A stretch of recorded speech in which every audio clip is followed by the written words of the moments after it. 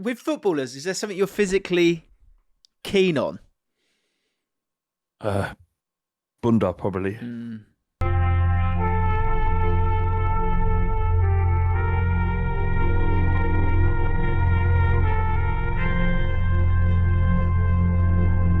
Like a Mbumo. Jesus. And Mbumo's fucking ass is fucking gorgeous. Just big fat ass. the Black Dalglish, they call him. What, did Dalglish have a big Oh, ass? God, yeah. If you need a treat, if you need a treat on a Thursday, Friday, get yourself ready for the weekend. Google, I'll do it now. I mean, I don't want you to Google Kenny Dalglish, prime ass. Kenny Dalglish, prime ass. Or ass, isn't it? Probably ass. Mark Lawrenson explained exactly what made Kevin Keegan so special. All right. Known for his big bum. Yeah. What, he used to use his ass to bump off defenders? Yeah. Simpler game back then. Hazard. Yeah. Great question. Best bums in football of all time. John McGinn, the meatball. Yeah, absolutely. Hazard. Yeah. Hazard's back off was mental. It wasn't an impressive bum, but my manager used to go on about, not in like a nice way. He just said you got a big ass. I don't know if it's like, maybe because I had my shirt tucked in, or back in those days, I tucked my shirt in. Maybe that was it. I don't know. Welcome back, everyone, to Jaffin. I'm here. Uncle Pooh's here. Lots to talk about. Speaking of the language of football and different sort of versions of things, one of the things that we'll be talking about is pairing versus duo. Because people seem to enjoy that last week. And so then I put it on Twitter to see if we could really understand the difference between a pairing and a duo. What they say? Well, I actually got an amazing answer. Okay. It, which I'll come to that. But first of all, because we were about to talk it before we started, Liam Rosenior with Paul Merson said at this press conference. Paul Merson said, "You didn't ever go at him." Yeah, well, bit of aura. It's easy. It's easy to be a pundit. Have that. Yes, we're out. Is he winning me over? I think he is. How did your stint at Walsall go, Paul? Yeah. Not well, if I remember rightly. Neville, Gary Neville, Mr. I know everything about every club. Ooh, mate, it's been there as well. It's easy. It's easy to be a pundit. I've been one. Mercer's like that. Finished. But he's right. Like, it is easy to be a pundit. It's so easy after the fact to have an opinion. I appreciate Merson was saying it at halftime as well, to be fair to him. But it's the easiest thing in the world. Go, well, no, it should have come out and give it more, shouldn't they? Should have tried to win the game. What should they have? Should they? Yeah, should. Or do you think it might be an acceptable tactic? It might be acceptable to go out there to be tough to beat, right? Drag Arsenal into deep water where one goal changes everything. While it might not be the correct thing, it is completely plausible and understandable to go out that way. There is no issue with what Rosenior did. Nothing. It was a tactic. He was being a little bit more difficult. It was if he had come out and put, right, we're going to start Esteval, who's just come back from Brazil, and we're going to start Cole Palmer, who's just come back from a long layoff. Yep. And they've gone and going, balls out, this is what we're going to do. And Arsenal score 2 or 3. Pulls out. Then everyone would call him a novice. Yeah. They would be calling him naive. Yeah. This is Arsenal. Yeah. Can't win, can you? So it's so easy after the fact for a pundit to go, I said this and therefore I'm right. How many times have you been wrong? So many times. We're in a weird space, because I guess this is like 3rd, 4th, 5th week now where it's getting really hard to be an ex-player pundit. Neville's getting it. Carragher's getting it. Keane's getting it. Scholes is getting it week on week. All week. We're getting away with it. I'm not a pundit. Just a fan. I'm just a fan. No. Yeah, when we like it, we're just fans. Hey, what do we know? Yeah. Content creators. You can't say that. You've got an obligation to know the facts. No. Slow down. I'm just a bloke with they've a got to Delta lean Rat in. shirt on. That's me. They've got to lean into it. I think like Paul Scholes says, it's like, I don't know. Yeah. This is just what I think. What I think. It's easy to be a... Well, I guess he hasn't got one. Lots to talk about. I'll be honest, we were struggling a little bit, but we found something interesting to discuss. I'll be honest. I got to last night. I went and watched Mo Gilligan last night. He was good. Oh, yeah. Was he? He was good. You'd like it. You'd like it. He was talking about fingering. Chatting about fingering. Was he? Okay, yeah. All right. No, I'm listening. No, you piqued my interest. I've never seen that face from you. I've never gone, okay. I've never seen such interest from you. Yeah. He made a fascinating point. It's been a while. Because the thing is, That was his point. Yeah. You get to a certain age where it just stops, pretty much. You don't finger your wife, do you? Mate. How fascinating. Is that what he said? Yeah. He said he was talking about how he left. I don't want to steal his set, and it's very good. I think he's brilliant. By going. He said he was doing a bit of crowd work, and he said to one guy, he was saying, I left home quite late. I was about 29 when I left home, and we went, you sir, you seem a bit younger. How old are you? He said 24. You still live with your parents? He went, yeah. He went, do it as long as you can. Fingering a lot. Anyway, the guy's obviously struggling. He went, hey, enjoy that. You can't once you move out, once you get anyone over 35, is not. You're not allowed. You can't be doing that. And then he did this whole bit where he's like, do you know what? I bet loads of you are like, do you know what, love? You're in for a treat tonight. And he's like, cramping up, trying to stretch your hand. Very graphic stuff. Yeah. Yeah, it's funny, isn't it? You get to age and you just go, I'm not doing that anymore. Yeah. What it is, I think, is when you're young, this feels like more of a mailbag conversation. And by all means, join us, because tomorrow we can expand on this conversation in a significant way. The link is in the description below. Become a moist sluggy. Yeah. But if you're after a masterclass. You got some moves, James? You got some moves still? You remember them? We've all got moves. I had a mate who thought he was like this savant of fingering. Sorry, I hate to say the word. I'm literally going to message my mum saying, please don't listen to the podcast this week. Let's leave this in the mailbag. We'll carry on this conversation tomorrow. But there was an incredible point that was made about there's a certain element to it that once you're over, I would say 24, you can't do it anymore. There's a certain thing you cannot do. We can talk about it tomorrow. Anyway, Newcastle. Everyone's going, please don't talk about Eddie Howe. What do you mean? Any football podcast. All right, yeah. Newcastle, yes. I do want to talk about Newcastle because their CEO, David Hopkinson, new guy, very bubbly American. He's spoken about Newcastle and where they will go. And I want to talk to you about his claims, because they basically said, should Newcastle be battling for the top titles in the next 10 years? Gave him 10 years. He went, 10 years is too long. He said 5 years. So, and I did a podcast with a guy called Jordan McCauley, very impressive man, who has a YouTube channel called The Long Play, which is brilliant. And that podcast will be coming out soon. But we're talking about SCR and the sort of realm around that. So I'm intrigued to see squad cost rules. Squad cost ratio. A few people chucking out rules there. Apparently it's ratio. Right. But just before we get into that, because I want to know who's more likely to win a Premier League title and sooner, Newcastle or Spurs. If you are a Moisty, let us know your thoughts in the live chat, and we'll get to you and your thoughts on it. But I've got this new bit, a couple of new bits this week. This is a new bit I'm going to do. It's called Odd Promo. Yeah? Right. So this is generic Zach. He said this, and I'm proud to say, is the only football podcast where you'll find two hosts gagging on their fingers. A lot of finger chat today. A lot of finger chat. Maybe it was on my mind. Maybe, yeah.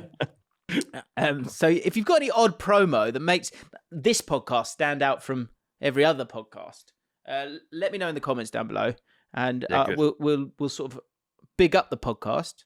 7 seasons deep. With a bit of odd promo.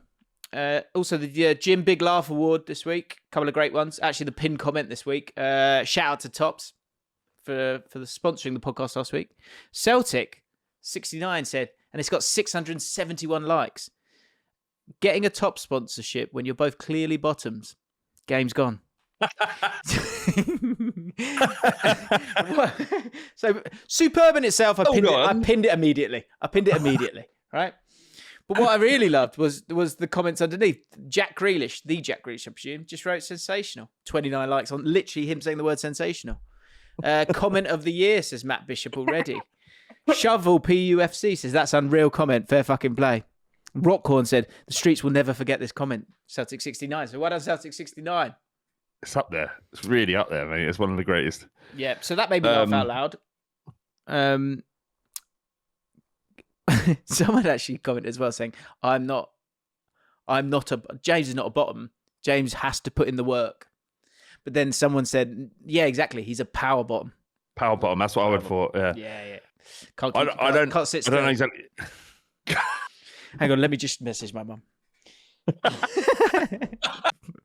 I'm really worried I'm going to, for the love of God. Hang on. I was literally going to send a voice. She doesn't want to listen to a son of discussions about her being my son, the power bottom. Well, she's on holiday. She's on holiday at the moment. I'm just like, all right. Mum, just doing the podcast now. I know you're on holiday, and sometimes you do sort of have a little listen to the pod with Flav. Don't listen to it this week, please. I'm serious. Cheers. Love you. Okay. James, what's a power bottom? Do you think your mum knows what a power bottom is? Oh my God, we had that once. We were watching a film where she asked how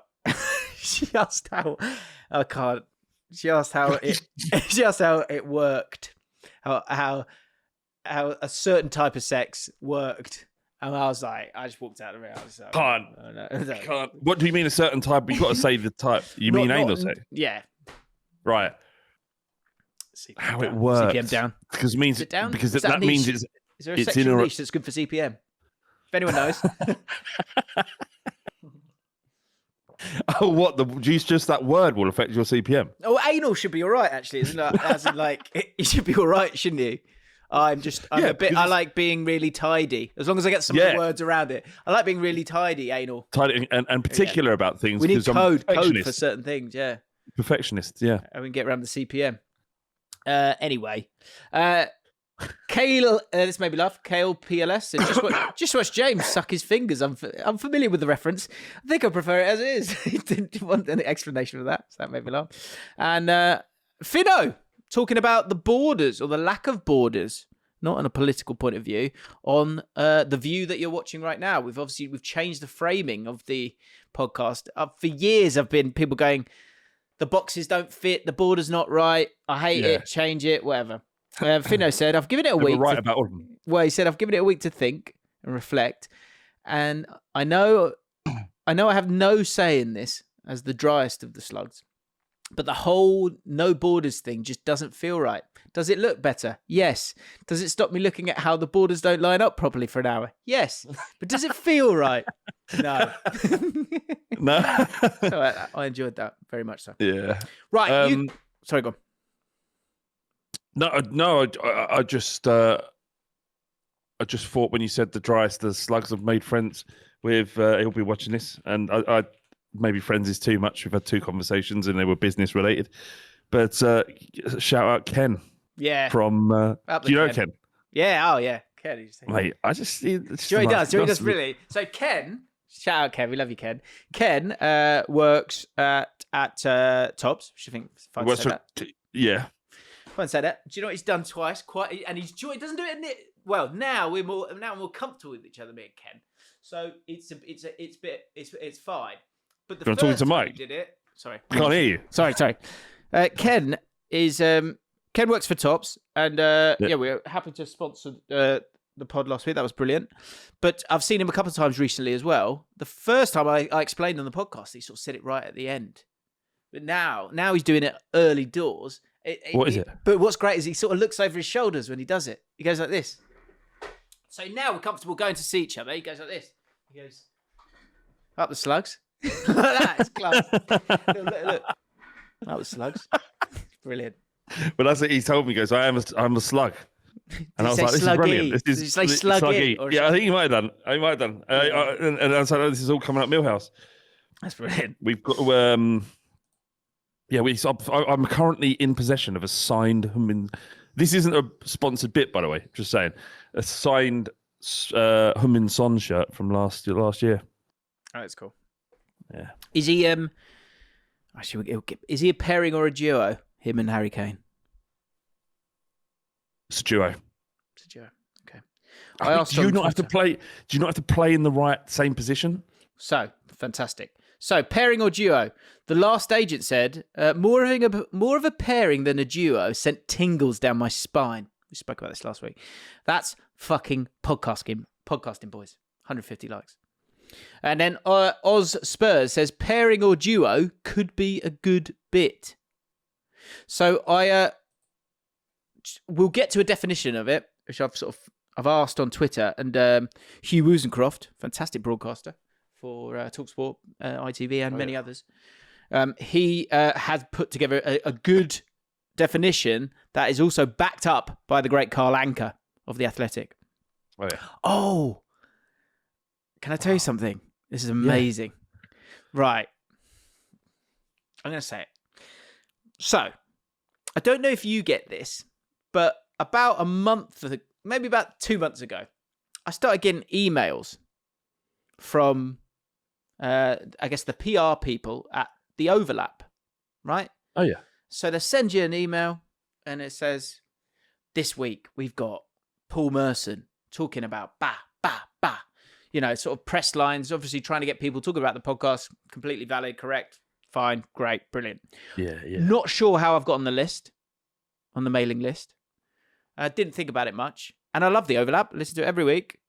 I don't need an email about it. Didn't need an email about it. So I sort of, after about 3 or 4 weeks, I was like, I don't need this email. So I messaged. I said, can I not have this email anymore, please? Can you take me off the list? Because you can't unsubscribe. Yeah, I think I tried that as well. And they came straight back. Lovely. They went, yeah, absolutely, take you off the list. Next week, what happened, Flav? Have a guess. Can you sent you? They sent you another email. I got the email again. You email again. So you obviously you didn't leave it. Nah, we haven't. Not a normal person. Just delete. I said no. Yeah, could have deleted it. And what's incredible? Actually, I mean, I could probably do it right now. I reckon I've got thousands of unread emails, but for some reason I've taken umbrage with this. I have no idea why, but I have. So, but it's because I'd got a lovely reply back saying, "Yeah, absolutely, James, we'll take you off the list." I replied again. I went, guys, last week I said, could you take me off the list? I can't believe you're dying on this hill. Well, it gets worse. So and they replied back. Brilliant. Of course it did. Brilliant. They went, absolutely, James, we'll take you off this list, no problem. A week passes. Got another email, haven't I? Of course. Got the email again. Now. And then. Now it's a problem. Now it's like, hang on. I've asked twice now. Because this is about a bit of respect now. Yeah. It's a bit of a pet peeve of mine. Which we've got a pet peeve in a bit, actually, in the podcast from a running order. And it is something I would like to get going again. I used to have it on a podcast I had called Great Touch for Big Lad. We had a thing called Pet Hates. And it's just a really easy bit. So I would get your pet hates in. We'll put the best ones in. And when getting emails I don't want, and then when I've clearly clicked unsubscribe and you've told me I'm off it, that I sort of struggle with it a little bit. So the third week rolls around, and I replied to all. How many are we? I don't know. So I went, guys, this is the third time I'm asking now. I absolutely love the podcast. Love it. But I just don't need this. I just don't need this email. Could you please take me off? And then as I sent it, I then thought, I didn't really think about it. And I thought, oh God, there might be a lot of people on this mailing list, considering I'm on it and I've never done anything with the overlap. And I start getting like this out of office. Email after email after email. You're trying to get rid of one email, and now you've flooded your... Because I replied all. Yeah. And mum's replied, understand. Good. Cheers, Mum. And I'll get a message a week later on WhatsApp this time. It's Carl Anker who said, you stick to football press releases out. I'm on tenterhooks to see if they took you off the mailing list. And I wasn't. I'm not on it. Unless it's just You're not on it now. I could just check now. Let's see if we're on it. James. I think, to be fair, the second time it happened, and I replied, I asked about this last week. Can I stop getting this? And they went, oh, sorry, we've got a few. Obviously, it's a big machine, isn't it? The whole the overlap thing. So just log into MailChimp. Log into MailChimp, and that's not the point. Jim, I can't. This makes complete sense, having known you. But you've wasted so much time doing this when you just don't read the email and delete it. I don't know. Also, I've asked. I don't want it. I know that. It's a principle. I know that. They're not listening to you. They know what you've asked and they haven't actioned it. That for you is a problem. I get it. But you never signed up to that email, I take it. No. You shouldn't be on there legally.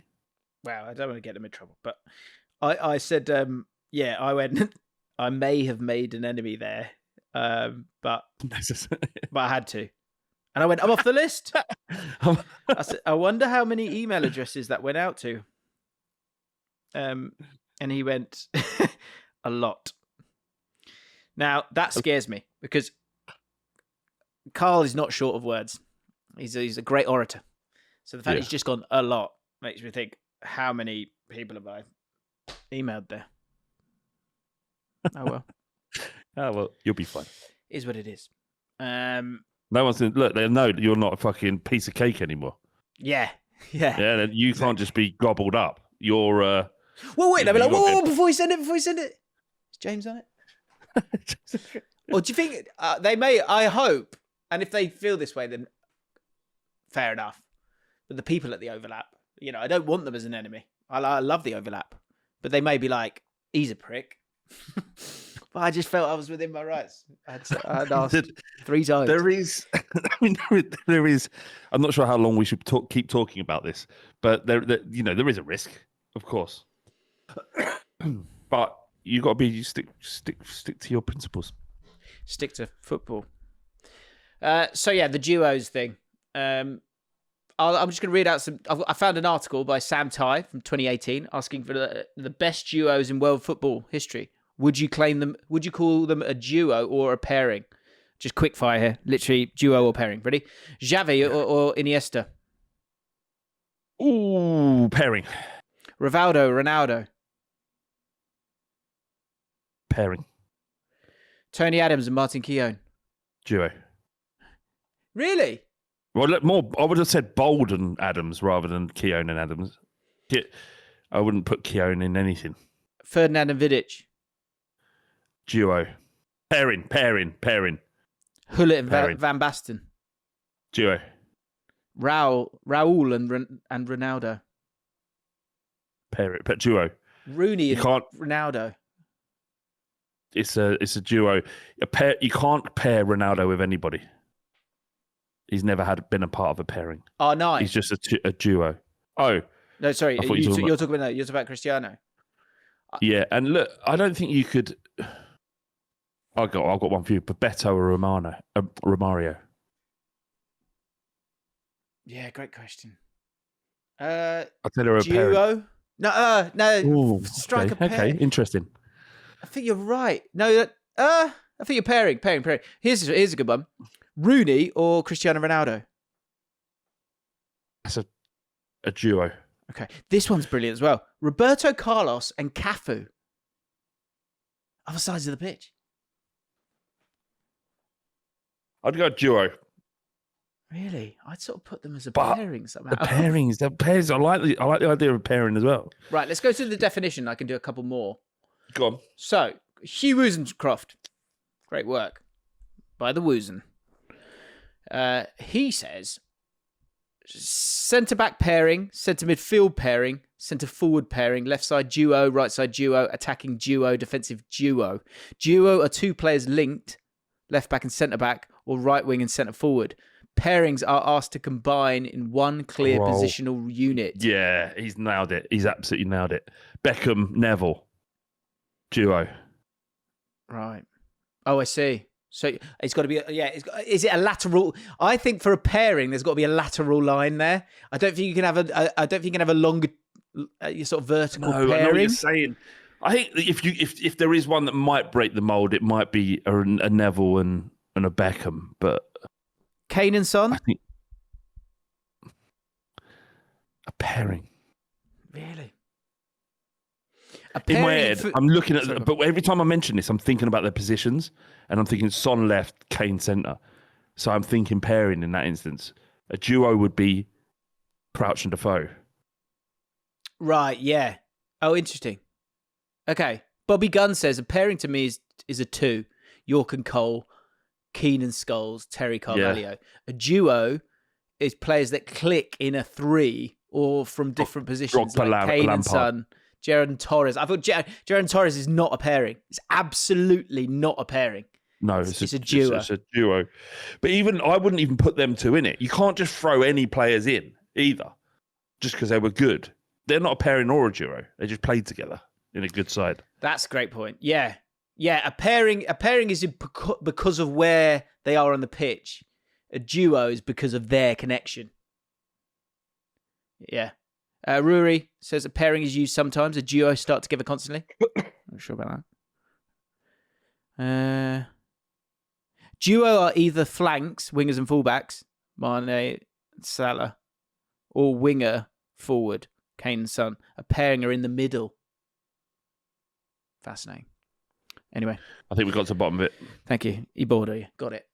Right. Finally, we'll talk about Newcastle. So, the Newcastle CEO, bullish in his belief that by 2030, Newcastle will have won the Premier League.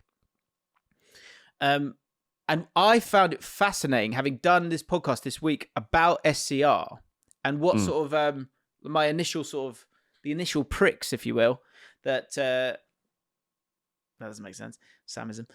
That pricked my interest. Piqued my interest. When it came to like who could be the beneficiaries of SCR. Because SCR is about squad cost ratio, and there's two things that are really important with it. One is that going into a season, you can only spend 85% of your revenue. Yes. Right. And putting all your kind of revenue, the money that is coming in, be it TV, things like that. So one good point of difference down the bottom of the league is when a newly promoted team comes up, they probably can't go for it the way that Nottingham Forest did, because it was PSR. You had sort of 3 years to sort of, you could go for it in that first year, but then you had to be really careful after that, right? But you could go for it in that first year, which Nottingham Forest did correctly, it seems. Whereas, so that amount of money initially will be much lower, I think. But what is also really, really interesting about it is that, so your revenue is more important than it's ever been. And I think that is going to be wholeheartedly the focus of all Premier League clubs, both within their region and globally. The second thing that's really interesting about it is that if you go, I think it's past 115% of your revenue, you then occur a fine. That fine is paid out to the other teams in the league. And knowing that, I then thought in that podcast, I was thinking, But if you're Newcastle and you have like unlimited money, yes, there's a point where it's like point deductions. If you keep doing it too much or go too far with it. But overall, if you're happy to let a bit of money kind of go to the other guys, but the advantage is still wholeheartedly in your control, you would be happy to do that if you have this never-ending pit of money. And sorry, go on. That's what the New York Yankees do every year. Right. They pay the fine and break. Someone who watches that sport told me this, so I don't. This isn't. But yeah, they break their salary cap and they pay a fine to everybody else, but they just gain a sporting advantage. Yeah, and Golden State Warriors are a good example. Luxury tax. That's it, luxury tax. Yeah, exactly. So what I found really, really interesting. So Golden State Warriors do that quite the most in the whole of the league. But I mean, and it is slightly different because you've got a smaller amount of players playing on the team. But when you've got a great team and you think, okay, we'll have to pay that fine, but our team is going to be so good and so stacked, or it's going to bring in, marketing revenue because you've got a superstar, it then becomes worth it. Or even it's just the valuation of that franchise being more like going through the roof. It's all worth it. Do you know, just quickly, Jim, do you know what is the fine? What is the levy? How much would they have to pay? So it's like tax. So depending on how much they go up, it goes it up increases and up. incrementally. Yeah. So the more, if they spend 100 million out there, effectively there's a tax on that. What is that tax? So if they spend 100 million pound over their revenue, so if they're over by, what did they say? If it's 115%, yeah. Right. So if they go to say 130%, how much money are they having to pay out? It has to be significant in order for it to be a penalty. And it has to. Well, I think it also becomes a points deduction within it as well. So it's not just. It won't just be financial. I wonder where that kicks in, where points deductions kick in, because at the moment it's quite nebulous, isn't it? It's at the moment it's like, oh, you've broken these rules, that's 10 points. Whereas no one really knows. So here we go. Might have some of it here, but there's comments from this Hopkinson, and I just thought that's so interesting that you've said that. So, for example, the core mechanism, green and red thresholds. Green threshold, 85%. Clubs are limited to spending 85% of their football revenue, TV money, matchday commercial, plus profit on player sales and wages, agents' fees, and transfer amortization on their squad. So things like selling your women's team to yourself or to someone or whatever for a crazy amount of money, or like that's got nothing to do with that. That doesn't fit within this. The red threshold, I guess that's not a crazy amount more than I've told you already. Here you go. For example, a 10 million overspend results in a 2.1 million levy. So does that mean basically 20%? So transfer would, if they're buying a 50 million pound player, oh no, it's amortization. It's not as simple as that, is it? Here you go. So so it's 20% levy. Yeah, and once the 30% allowance is exhausted, or if a club breaches the 115% red threshold, they face severe penalties. This includes an automatic minimum 6-point deduction plus additional points for every £6.5 million spent. So the point is, and what I thought was really interesting that David Hopkinson said, he said, look, he was going like, the rules are the rules, right? He's talking about PSR, which has been a real gripe for Newcastle fans. But he seemed quite chilled about it. And he was saying kind of the rules are the rules. And then the next sentence that came out of his mouth was, but SCR is coming. And I thought, doing the podcast I did this week with Jordan, that SCR, which was voted for by the bigger clubs, because it suits the bigger clubs because their revenue is bigger, I think was voted for by Newcastle and suits them much better because they can, yes, the advantage, like at the moment, they have no advantage, right? Whereas what's about to happen gives them a much bigger advantage than they had previously because they're happy to go beyond it, maybe pay the fines, and still have that advantage. And even if the money goes to the other clubs, if I've got Mbappe now and I have to give the clubs, 10 million each or whatever it might be, they don't care. Like, why would they care? Like, it doesn't really matter. It's the only deterrent for Newcastle in this current system is that points deduction and how quickly that comes in. So it has to come in quickly. They can't just pointless having it. If you're going to have restrictions that allow owners like Newcastle's have to just flout the rules because they've got an endless pit of money, then the point restrictions remain the biggest deterrent. While having a little bit of room with creative accounting into you probably give yourself an advantage. But what was interesting about is it Hopkinson? Did you say his name was? Yeah. He was talking about revenue building. He was talking about being organically growing the size of the football club, which will give them bigger spending power. And that's what I've always thought was really good about PSR. I know there's frustrations from Villa fans and Newcastle fans that they can't spend their way to the top. But they're only pissed off about that because they have powerful, rich owners that want to spend. Other clubs don't want it because it's not in their best interest. So it really frustrates me. And Gabby Abonglaw, in his infinite wisdom, does not shut up about the PSR rules protecting the elite, when actually the PSR rules are protecting the league from politically motivated owners who want to use British football for sports washing, right? That's the real point, and that's what stopped it from doing so. But you talk to a Villa fan or a Newcastle fan, it's like the worst thing in the world. It ain't the worst thing in the world. Your PSR or SCR? Both of them. I'm a fan of both of them. I think you need rules in. You need restrictions in place. I preferred PSR, right? Because it was plain and it was clear about what its purpose was. And moreover, we've had a league that's developed under the PSR rules. It's the most competitive we've had in years, decades. You look at the strength of the league. Now, the owners of the respective clubs won't care about the meritocracy of the league, right? They won't care about that. The broadcasters won't really care about it. They want the best teams at the top because that's what gets the eyes on. They want Manchester City and Arsenal, Manchester City, Liverpool going for titles. That's what they want. So they would be inclined to potentially see a change. But generally, if you look at it, this is great. The product we got is really good. It's really competitive. There isn't any clear, apart from Arsenal, any team out there that's really difficult to beat.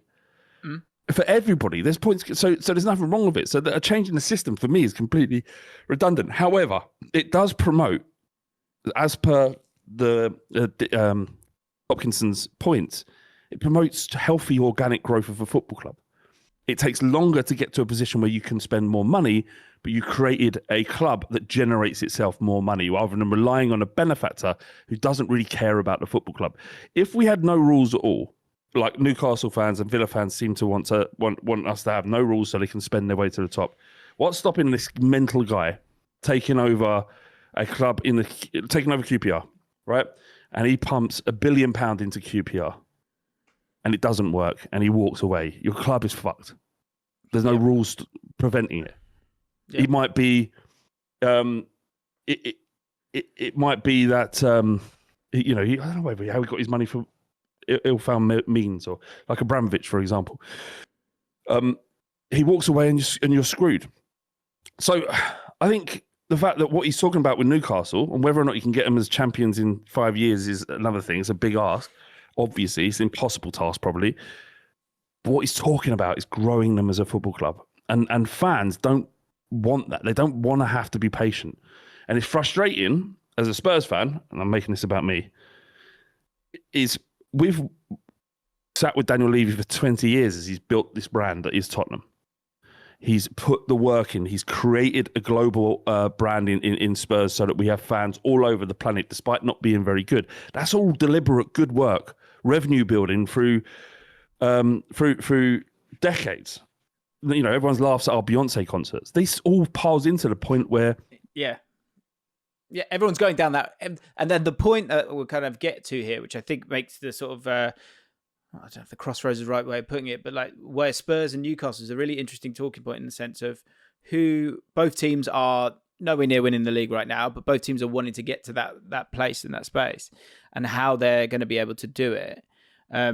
Because I think what's interesting about this SCR is PSR, going into it, and I think there has to be an element of trial and error with these things, which sounds frivolous, but it's not, because with PSR going into it, I think the idea were the right ideas, but quickly, like anything, like any rule, you will see people trying to exploit that rule, and that's exactly what's kind of occurred. And so now they're looking to make those changes. My feeling on it is that it's really difficult because all the best bits, or that come from US sport, in terms of when people talk about salary caps, or sort of the financial controls, or how they distribute the revenue, and all those things, because of that ability to have like a free market, as it were, and having relegation and promotion, that just makes that so difficult. And so there's no sort of utopian idea that kind of works for everyone. This SCR one is interesting in the sense that you're sort of forcing them to create more revenue, which means looking at your community, the people around you, to make as much money from that. Also probably looking in terms of like the global game getting out there as well, which I think will be really interesting when it comes to Newcastle, because I think they have such a monopoly over, Newcastle as a city. They can invest in that, but they will, they don't have to compete really too much with that side of it. And with that can probably lead to them having that bit more focus at like globally becoming bigger. But the luxury tax element of it is interesting as well, because and this isn't great, but it might be the best possibility when it comes to this working, is that that Newcastle, for want of a better word, and the bigger teams will be able to, let's say, for want of a better word, cheat in the sense of overspending. But to the issue that Villa fans and Newcastle fans have, where they kind of go, we want to be able to overspend, they will be allowed to do that, but just with some form of a leash. So they will be able to do that a little bit more, and it will lead to, I think, Newcastle, because they can spend this crazy amount of money as opposed to their revenue, and deal with the funds and not really care about them too much. Back to what Hopkinson said. He said the rules are the rules, and it's like knowing it's going to rain. We'll just deal with it when we get there. He said something like that, and I thought that is fascinating to me. That to me says because you don't have the same income that a Spurs has, that a London-based club has, that clubs with a bigger fan base maybe have, you'll deal with the rain, the fines. Do you think they're going to maximise? Yeah, I think they will. Because if you are then bullish enough to go, we want to be Premier League champions in 5 years, how do you do that? You do that by building the best team. How do you do that? By spending money to get the best. And there's a few ways of attracting the best as well. You give them money, or you need maybe a Pep Guardiola that comes in. I'm not saying that's going to happen, but that kind of figure, that manager that is so exciting that people want to kind of be there and be a part of it. And then around that, you start to build all the revenue streams of, they were talking about moving ground and investing in the community, but then also investing in lots of commercial things that will bring that money. But that can't happen in 5 years. So if you are being that bullish about winning things in the next 5 years, I think you've got to be ready to pay these. They can't. If they go into the red threshold, it's an automatic 6-point deduction, isn't it? But that's what I mean. Is there's only so far they can go, but I think they will go as far as they can go. As far as they can. So they'll be willing to spend. They will have a 30% buffer, really. So I've got you right. Now I understand it. So 85%, anything over that, up to the point where 115% is spent, results in fines.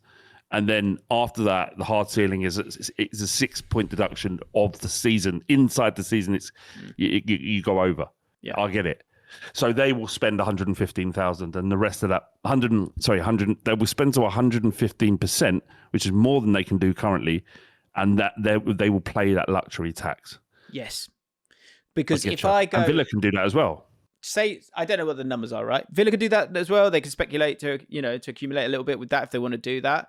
But again, and Luke's got a comment here, and you're going to like what I'm about to say, Luke. He said, our owners are doing it too, Flav. The stadium is that for us. People laugh, but it's true. Makes sense as it's organic growth and works within the financial constrictions. Jordan said, the Birmingham story is more compelling than the Wrexham one. Wrexham are just telling it better. Yeah. No, I agree. I agree. 100% spot on. It is much more better. It's much more holistic. It's much healthier. They're basically trying to take over Birmingham. Yeah, and the problem is, though, Luke, is you only have like 10,000 people coming to watch you play. Oh, no, you could build a 60,000 seater stadium. No. That'll get solved pretty quickly. The fans will all make their way in. They won't because they're a teeny tiny little football club. But so the commercial revenue that Spurs are bringing in right now, pretty impressive. Okay. Yeah. Industry leaders, maybe. You'd know better than I would. I would say, given how shit we are as a footballing entity, the fact that we can create that amount of money, in 3 years, I think I heard this right. I listened to a really interesting but sort of dry podcast. But if you're interested in the commercial aspects behind the football club, the insight this guy got on this podcast was fascinating. He spoke to a guy called I got it here. It's called the Unofficial Partner Podcast, and they just talk to people in big business. And the reason why I know about it is because they did an episode with Spurs' commercial director. Okay. And despite his guy's name's Ryan Norries, and he's the chief revenue officer at Tottenham Hotspur. And they talked about the gambling bans on shirts. They talked about the value of a shirt sponsor, the value of the sleeve sponsor, why actually not selling the naming rights for the Tottenham Hotspur Stadium has significant value in itself. It's really interesting, right? Yeah, I heard about that. That's right, yeah. Yeah, I'd recommend it. You'd really enjoy it, James. But if you're not a Spurs fan, it could become across a bit dry. But they increased the revenue by 40%. Is that a power move? What just happened there? What? No, that was a compliment. Right. What was you worried about? I don't know. I got. Don't worry. Sorry, I'm derailed you. Carry on. I was saying because of the conversations you like having and the podcasts that you create, that you'll be able to get something from this. Okay. But Luke Stokes wouldn't. Right. Do you know what I mean? Do you know what I'm saying? Yeah. He'll listen to it and go, "What is this? This is boring. I don't understand it." Whereas but you would go, Jim, "This is fascinating. I understand this." That was my point. Okay. So yeah, we've increased. I can't remember what the exact amount was, but he said something like 40% in revenue in 4 years for Spurs. Wow. Nearly double the revenue, something like that. So, but like the cheap shots are like the Beyonce concert of those things. You're missing the point. Like, anyone who's thinking that it's like, we should be doing it. What about it? It's like that player that decides he likes to do a bit of painting when he's not training, and they're going, he needs to focus on his football. Like, you've got a stadium. You need, like, absolutely. If you are not putting in concerts, bringing in revenue from that massive eyesore that is any football ground in any place, it's poor business, because that is the way you are going to be able to compete moving forward. You have to kind of create that revenue, which I think is going to be fascinating to see how that plays out for every team, like for a QPR, like if we actually want to survive, or a Bournemouth, they'll be going, hang on, we've got to get a new stadium now. Like, this has to change because we need to bring in this revenue. So do you think, like with the situation that Newcastle have, where, okay, they're not in London, but they are, a huge club and have the sort of wealth backing that they have. And then Spurs, in the situation you're at, being in London, new stadium, great stadium that can do concerts, can do NFL, like so far ahead from that point of view. Who do you think's closer to then getting that to be two successful teams on the pitch? Closer is Tottenham because we have the revenue coming in already. I can categorically say to all Newcastle fans, even if you do double your revenue, it doesn't make any difference because it's all about who do you have running your football club who understands football when it isn't about revenue generation. And that's the problem. It's making the right, correct decisions. What's the reason why Arteta and Arsenal have been able to do something if they win the league this year, but even if they don't win the league, to be competitive to the point where it doesn't matter how much Manchester City, Newcastle, Chelsea have to spend. Arsenal are the best team in the league at the moment. And that is intelligent, football-based decisions that are consistently made over a 4 or 5 year period. That isn't about money, about revenue. Don't get me wrong, Arsenal generate lots of money and they maximise that. They maximise the value of the revenue. That's the tricky bit. Building revenue in a city like Newcastle, which is obsessed with its football club and the only club there, and the fact that, according to Hopkinson, their global appeal and reach hasn't even been maximised or taken into account yet. Oh, wow. And he said that's where they've fallen down. And he says that's where the headroom is. That's the work that needs to be done, right? But doing that and achieving that revenue increase is something that these businessmen can do. You have to have the people in place who can make the right footballing decisions. So the long and short answer is we could probably do this for another 20 years and never win the league, us and Newcastle, unless, And yeah, it comes back to the humans involved on the pitch. You're right. On the pitch, but on the manager, what's the director of football? It's the director of football for me, Jim. More and more, the more conversation I've had, and I mentioned this a few times. A friend of mine now called Anatole, and he works in Hong Kong and he works in strategy and business and big companies, right? And he understands structure and how important it is. And the director of football is crucial to everything because you're committing to his vision over a 5 year period. You can bring up as much money as you want to, but if you're not got the right person who's creating the right environment, hiring the right managers, making the right decisions in transfer windows, you could be Manchester City. What Manchester City's success is down to money. Some might argue. It's not though, is it? No, if you don't have Pep through the door and if you don't create the system for him going in there and wholeheartedly commit to that guy, no. Yeah. An environment, that's not about money. Money makes things easier, but you still got to make really good decisions. You've heard the story or the idea that they worked for 4 or 5 years to create the environment for Pep Guardiola to walk into. You've heard that. Yeah, I didn't know it was that long, but yeah. I know it might not be that long. Yeah, say it was a couple of years. Yeah. If that is true, that's the work. The money just exists. It's there. It's the opportunity to make the right decisions. That money gives them freedom, that they don't have to worry necessarily about relegation or these other things. They can create an environment. So according to Anatole, and I'm just regurgitating what he said, is that Manchester City is the most professionally run football club in the world. So it doesn't matter how much money Newcastle have or Spurs have. If we're not professionally run to that degree, you cannot truly compete over a prolonged period. Yeah. So I think what's interesting as well is the ability...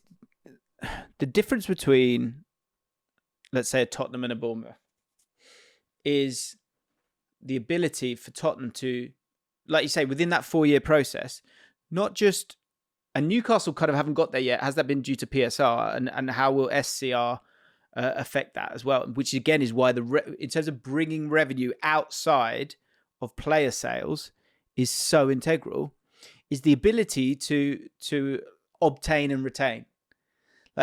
Buying good players is one thing. Retaining them and keeping them and allowing them to build together is another thing. And so it was interesting. I was reading something about the January transfer window, kind of bit of a review of that, and it was looking at Arsenal, and they were saying, okay, what's going to be the situation in the summer? Arsenal have been a blueprint in terms of buying, good players. Young and are capable of kind of getting better with a good manager, and they've gone and done that. Patience as well. But this summer, they are now getting to a point where they will need to start to recoup some of that money. Unless, and that's where the player wages, the transfers, and all those things will kind of come together. But Arsenal, that won't be a problem for them, will it? because their squad is stacked with quality. They'll be able to sell players if they need to. Yeah, I guess is there enough quantity of that? Like, whereas that's the difference with Newcastle, Bournemouth, any of those mid-table teams is, and I hate myself for doing it, but I do it regularly. Even Crystal Palace, you go, Crystal Palace got good players. Who's going to buy them? That's what becomes the conversation because they're kind of moving that way forward. So the ability to keep your best players is a big thing as much as anything else. Brighton have been the biggest victims of this. Like the amount of money that they've cooped from players that even sniff. Yeah, but it's an acceptance though as well that it sort of pushing against that and not appreciating where you are. That's stupid too. Like you have to know where you are in the food chain a little bit to keep things moving. Otherwise, you turn into Leicester. It's a couple of interesting comments here from the Moisties. You could join us live, by the way. Get involved. We've got we have our second podcast where we answer your questions as well and talk about fingering. So make sure you join us for that. Ralph Hunter said, I think the frustration comes because it feels like most teams have to get it absolutely perfect just to compete. The greedy few just make mistake after mistake without consequence. I think there's truth in that, but I think that is the way of the world. And that's why I think there's no perfect way around this unless you have a closed league. There's no way. What was this?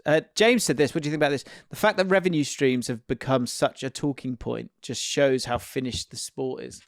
I did read that and I was thinking about it. Actually, sort of, you might have noticed that I sort of started staring into when you stop listening and you're sort of staring into the abyss, because I was thinking about that and I was thinking about what is the answer there, and I was like, actually, the fact that we're talking about how important revenues are is a positive thing. I know it's not in the spirit of competitiveness and the sport, and what matters is the ball going in the net. But it means that if we're building revenue, you're building healthier football clubs across the board. And it's not necessarily in the short term about how a team can compete, or the fact that we're talking about this is interesting and significant. But if you're encouraging teams to bring more money through their door rather than speculate with money that they don't have or don't own, that's a positive thing, even if it isn't very sexy. So actually, I think it means that the sport is probably healthier and more alive than it's ever been. Yeah. But I understand the sentiment. I agree with this. That's an interesting point. Because I think this is the thing, and again, going back to this podcast, which I'm excited for everyone to listen to, is that it's the difference between the US and Europe is so interesting. And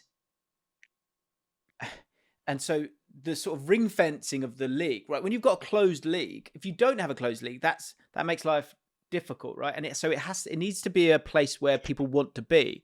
What I think we're going to see from this SCR, and again, it is impossible to make it perfect, but if you imagine, right, salary cap, right? That's a circle that's sort of ring fencing clubs, all clubs within one thing. That's like a lovely utopian idea that would be great. But it doesn't work in Europe because you have state-backed owners, private equity-based owners, family-owned clubs. You've got such a strange range there, right? That you've got clubs there that are going, hang on a minute, I could spend this amount of money. So I think with this, what it's creating, rightly or wrongly, and we'll see it play out, is you've got that initial kind of ring fence. What you're kind of allowing is the Newcastles and these other guys with so much money to jump over that fence, but they're still within another fence. Yeah. So you're still within it, because if they stay within that one PSR ring fence for too long, or one that doesn't work for the top guys as much as and doesn't give them some kind of advantage, sooner or later, you'll have a Super League. Which is why the Premier League is working right now, is because they're kind of within their own Super League. I would not be surprised if you saw the rest of them make a Super League. Juventus, Real Madrid, Barcelona. Like, I would not be surprised. So I wouldn't care. Yeah, why not? You don't have to care. But I think it's definitely a big part of all of this. One of the things that we're lucky enough in that we have a league that generates so much money is that we don't have to join that shit. Although there would be a desire by the bigger clubs, if the money's there, to just re-enter the conversation. But it kind of did not at the time. Because there was so much backtracking from it. it kind of felt like they were going, well, we just didn't want to miss out. We weren't really a big fan of this, but we didn't want to miss out on this money. It was almost like the ringleaders were. It's not our fault. We just don't want to we don't want to miss this boat. But the ringleaders seemed to be Barcelona, Real Madrid, and Juventus, wasn't it? There was like 3 or 4 of them. They go, well, we're still going to make our league. I don't know, man. I think I know and understand the frustrations of Newcastle fans, despite the way I've spoken today, because they just want, as fans, what Chelsea have had. And we all want that. And Manchester City, they want that same advantage given to them, afforded to them, that was afforded to Manchester City. As fans, you completely understand it. Sort of, but it's bollocks. Like, that was wrong. You know that was wrong. We all know that was wrong. It's they mental don't. That you know that was wrong. Oh, but they got to go. Well, you don't, because we realise that's wrong. We've learnt. Yeah. I find that such a bollocks argument. But the principle of footballing fandom is, I don't give a shit about the game. I don't give a shit about other clubs. I want the one with the advantage, and I'm going to gloat about it. Is, I think, more or less the position of most people. Like, I don't. I try. I want to give fans a bit more credit. You do. That inwardly, I don't. I think there are a lot. There are some. I know of Chelsea fans, for example, that have got to a point where they've gone, I just can't stomach this. Like, I don't. Like, who do you support? And they go, support. No, I think it's in the last. Well, different people for different times. They kind of had different outs at different moments, and I get it. Like, I totally get it. Like, they kind of got to a point where, like, I can't really stomach this anymore, and that's a personal choice. And that's not about Chelsea. Like, the same could be for other clubs and well, situations. You see that the journalist wrote an article about Arsenal fans, an Arsenal supporter. Some Arsenal. He's just gone after them in a big way. I haven't read this. Tell me about it. Are you backing the Arsenal fans in? Well, hang on, let me get there. I'm not just backing the Arsenal fans.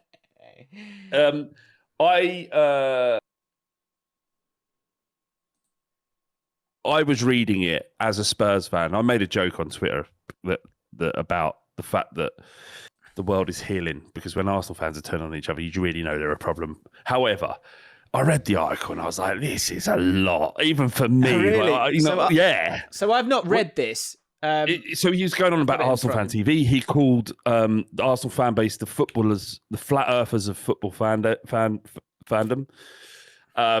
He was saying that the old Arsenal fans were sort of all right, but they were all right. They were decent. Even Spurs fans said the old Arsenal fans, but the new ones aren't. He was attacking the online element. AFTV took a lot of heat. All of the things. Okay. And obviously, you want to read it as a Spurs fan, but I was reading through it and I was like, this is too much. I think this is what is he trying to do? Not all Arsenal fans are like. He is like, he's created an enemy there, has he not? That's incredible. Yeah, I sometimes have to stop things I'm saying. So I'm just thinking maybe I'm going too far. Whereas he's just like put an axe into the Arsenal fan base, and I think what he's basically focusing on the online element. I think. I think stuff like that. Yeah, okay, but you need to be more specific than that, because I literally just said, Arsenal supposedly have 43 million fans, so you can't just go, this is Arsenal fans. Just like there, I've just made a comment about Chelsea, but I'm not saying that's how you should view Chelsea. I'm saying a couple of people have had that opinion, which I think we can all like resonate with. This feeling that like this game feels a little bit harder to stomach sometimes in a whole myriad of ways. But that's crazy for him to write that. But he's just going online, and especially the big fan bases. There are. It's just, and that is hilarious as well, when he would probably turn his nose up at the Sun or those tabloid newspapers. This is just a new version of that media. You'll have all different kinds of ranges of media. It's ridiculous. Anyway, yeah, it was. Did you smile though? Yeah, I mean, I loved it. Yeah. But I did think it was a touch unfair. Okay. But he's right. Arsenal fans are the most insufferable in every facet. Like, I've never like how bad must Arsenal fans be? And this is the point here, right? Is that generally across the board? I don't know if you agree with this. You almost certainly don't agree with it, James. All right, but how can in this instance, in this title race, Arsenal compared to Manchester City be the baddies? No one wants Arsenal. Nobody wants Arsenal to win that I've spoken to. I can't, apart from Arsenal fans, obviously, no one wants them to win. Everybody wants Manchester City to win the league over them. Now, that's not me making a point. What would you say are the key criteria for that feeling? But this is what I'm saying. I don't know if they're that bad that Manchester City should be absolved of their crimes just so they win the league. My point is, you've done something, Arsenal fans. You've said stuff. You've behaved in a certain way so that 99% of football want Manchester City, who are still facing 116 charges. I think but it's a relevancy thing, isn't it? It's an attention. It all follows back to attention. I think what it is, it's North London Forever. That's a big problem, that song, for them. Yeah. Is Anne Hathaway singing it?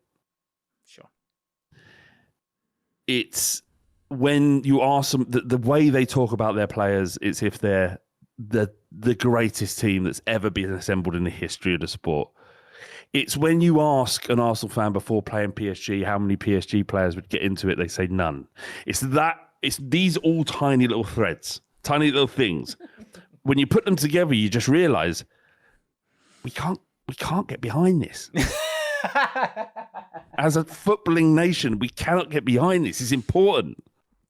I think that's what it is, Jim. I don't know. What Arsenal fans out there, tell me what it is. What do you think it is? Because I don't. What George Chesterton's article, as a Spurs fan reading it, I was like, this is too harsh. It's too much, right? But there is this anti-Arsenal sentiment that exists. What is it? As an Arsenal fan, can you identify it? As a Spurs fan, I can, but it's unfair because I'm so heavily biased and loaded to answer this question. So you tell me, what is it? I think it's the song. Everyone hates the song. What is it if it's not the song? I do struggle with the song. Come on, it's fucking... It's hard. It's really hard. It's horrible. The song in itself is fine. Lewis Dunford's song. When I first heard it, and it wasn't absolutely adopted by Arsenal, I just think, right, this sounds a little bit like where I grew up, in the Essex Road, and growing out, partying, my early 20s. What lyrically? That's what. Yeah, what he was talking about was my life growing up. Okay. But now when they're all standing there with their flags, I'm like, honestly, I'm cringing. Chills. My skin is crawling. I don't know. I think every fan base has different sections, doesn't it? Like you have different stereotypes. And like for me, Arsenal, like I don't know if because I'm a bit older, you won't like this, but like I think when I think of Arsenal, there's a class to a large section. No, it's not even that. It's just the history of Arsenal and the fact that they've only had like 4 managers. Like is it in the Premier League era, maybe? Yeah. Like things like there is a class that I feel like there's a class that then got overtaken by a different era. What bit of their history even exudes any amount of class? I don't know. What the bit when they left? Should we get into this again, Jim? Should we get into this? No, please don't. No, exactly. So don't say. Do you know what it is? Do you know what it is? It's the marble hall. It's the marble. Yeah. It's the marble. Do you know? I understand why people hate Spurs, right? Yeah, because we're dickheads, right? We think we're better than we are. We think we should be winning trophies. We look down on West Ham. I understand that's why people hate us, right? It's fine. I get it. I just need to understand if Arsenal fans understand why people hate them. Let us know. Talk about it next week. Let us know. I'd love to read out some next week. Just quickly, just because I do want to get pet hates going. And actually, bizarrely, a pet hate of mine is the word peeve, which I know I said earlier. I don't really like that word. I didn't realise until I sort of read it. Peeve. Ick is the worst one. Yeah, you don't like that, do you? I hate it. Banner said, biggest football pet peeve, now replaced by pet hate. When people say best player in the world and they choose to say Europe. That's the biggest he could find. So could someone top that? That feels... It is true, though, isn't it? Yeah. Is it fair? Matt Knight. Is it spelled Pimh, like Neve? It's Neve. Neve is in Irish, isn't it? Yeah. Neve. Peeve. Is it fair, Jim, when you say best in the world, when you're really just talking about Europe? Is that fair? I think it's respectful. It's like the opposite of saying... No, disrespectful. No, I think it's respectful to say world as opposed to... to say Europe. It's like going... when they're saying when NBA and those things is the World Series. Like, it is the World Series, but it's not the World Series. So I think actually we've been quite respectful. With baseball. Yeah, so that would be my take on it. Right, everyone. See you tomorrow. Figure out a time for the mailbag. Speak soon.